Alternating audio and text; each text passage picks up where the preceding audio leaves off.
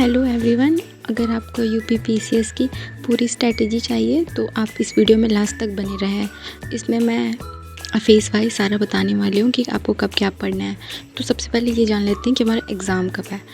तो हमारा एग्ज़ाम है 6 दिसंबर 2026 को, ये लास्ट में रखा गया है। तो सबसे पहले समझ लेते हैं ना इस एग्ज़ाम की रिक्वायरमेंट क्या है और कितने फेजेस में होती है। आप सबको पता होगा, पहले प्री होता है, मेंस होता है, फिर इंटरव्यू होता है।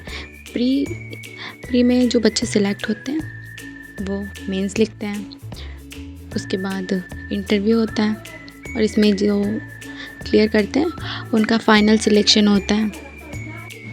तो सबसे पहले समझ लेते हैं क्या क्या होता है। इससे पहले जीएस होता है, सीसेट होता है जो 32% लाना पड़ता है और 67 नंबर लाने पड़ते हैं उसमें। ये क्वालिफाई नेचर का होता है और इसको हल्के में नहीं लेना है आपको। इसमें बहुत सारे बच्चे बाहर हो जाते हैं, इतने ही नंबर नहीं ला पाते। स्पेशली आपको हिंदी पे फोकस करना है, इंग्लिश और मैथ, रीजनिंग ये सब पे फोकस करना है, तो आपका एकदम आराम से हो जाएगा। ठीक, तो इसको इस तरह से करना है। करंट अफेयर आप जब से पढ़ रहे हैं ना, जिस साल आपको एग्ज़ाम देना है 1 साल का आपको क्लियर होना चाहिए। तो आज ये फेस वाइज देखते हैं। फर्स्ट फेस में अगर आप बिगनर हैं तो आपको एनसीईआरटी से शुरू करना चाहिए। तो एनसीईआरटी किस किस चीज़ की होती है? History, geography, polity, economy. तो आपको ज्योग्राफी की बहुत ज़्यादा इंपॉर्टेंट है, उसको पढ़ना ही पड़ेगा आपको ज्योग्राफी की एनसीईआरटी एनी हाउ। अगर पॉलिटी की आप छोड़ सकते हैं अगर आपको नहीं हो रहा है, तो 6 to 12 हिस्ट्री की पढ़ेंगे पहले नई वाली, फिर ज्योग्राफी की 6 to 12 एकदम अच्छे से कर लेंगे और पॉलिटी पढ़ेंगे।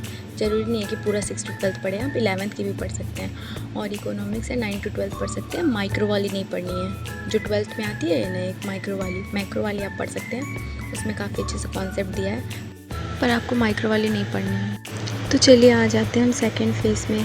तो सेकंड फेज़ आपका रहेगा स्टैंडर्ड बुक, बहुत ज़्यादा इंपॉर्टेंट है, उसको पढ़ना पड़ेगा आपको। हिस्ट्री, ज्योग्राफी और पॉलिटी, इकोनॉमिक्स सब्जेक्ट वाइज आप पढ़ सकते हैं।